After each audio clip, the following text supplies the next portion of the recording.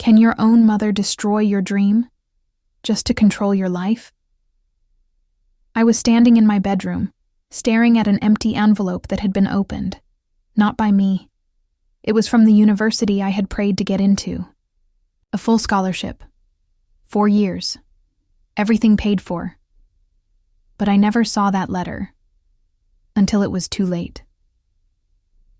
My name is Eliza. I was 18, smart, focused, and ready to leave my small town for the future I had worked so hard for. Every night, I studied, while others partied. Every weekend, I worked odd jobs to save money. I was finally free. But my mother had other plans. She smiled at me that morning like nothing had happened. But inside her purse, hidden under her makeup bag, was my scholarship letter. She had kept it for weeks, and when I confronted her, she said just one thing. I did it to protect your future, Eliza, not destroy it. But what she said next shook me to the core. I stood frozen, the letter trembling in my hand. Protect me, I asked, by stealing my dream. My mother's eyes didn't flinch. She walked over, calmly picked up the envelope, and said, "You wouldn't understand now, but one day you'll thank me." That's when she told me the truth. Or at least her truth. She wanted me to marry someone, the son of her boss, a man I had never met, a man 10 years older than me, a man she claimed would give me stability, wealth, and security. I couldn't believe it. My mom, the same woman who had once told me to chase my dreams, was now using me as a deal, a bargain, to climb some imaginary social ladder. "He can take care of you," she said. "You won't have to struggle, like I did." But I wasn't afraid of struggling. I was afraid of losing myself. And then she did something that made me question if she ever truly loved me at all. She handed me a photo, a man in a suit, standing next to her at a corporate party. "That's him," she said. And guess what? He already agreed. My heart dropped. She made this deal without even telling me, without asking me. I wasn't a daughter to her in that moment. I was a pawn in her desperate game to escape poverty, to impress her boss, to secure her position at work. I shouted, "You used me, Mom. You planned my life like I'm some object." But instead of being sorry, she got angry. Her voice was cold. "I raised you.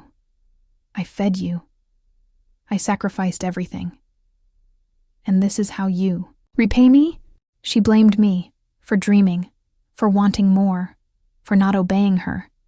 And when I refused to accept it, when I told her I wouldn't marry him, she said something I'll never forget. "Then forget the scholarship. You're not leaving this house." She locked my room. She took my phone. She told my friends I was sick, I was trapped, by my own mother. 3 days passed. No phone, no internet, just silence, and locked doors. Every time I heard her footsteps outside my room, my heart raced.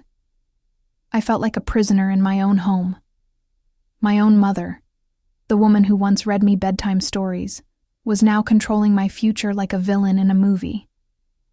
But I wasn't going to let her win. I remembered something. Months ago, I had saved copies of all my scholarship emails on an old USB drive. I had hidden it inside my school backpack, the one she hadn't touched. The night she went out for groceries, I made my move. I unlocked the window, jumped out quietly, and ran to my best friend Lily's house, barefoot, shaking, but determined. Lily was shocked. But when I showed her the letter and told her everything, she didn't hesitate. We printed out my acceptance letter. We emailed the university. We told them everything. The stolen letter, the delayed response, the reason I hadn't replied. And you won't believe what they said. "Eliza, we were waiting for you. You still have time, but you must act fast." The next morning, I packed what little I had. Lily drove me to the city bus station. I had just 48 hours to reach the university, sign the documents, and begin a new life. No goodbye to my mother. No note. Nothing. Because someone who betrays your dreams doesn't deserve your explanation. The bus ride was long and quiet. I stared out the window, wondering, why would a mother do that to her own daughter? Was she scared? Controlling? Or did she just stop seeing me as a person? When I arrived on campus, the admissions officer was waiting.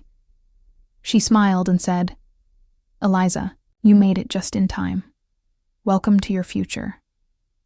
For the first time in weeks, I breathed. No cage, no control, just in freedom. My mother still hasn't called, but deep down, I know she's angry. Not because I left, but because I didn't. Break. Would you forgive someone who tried to steal your future just because they gave birth to you?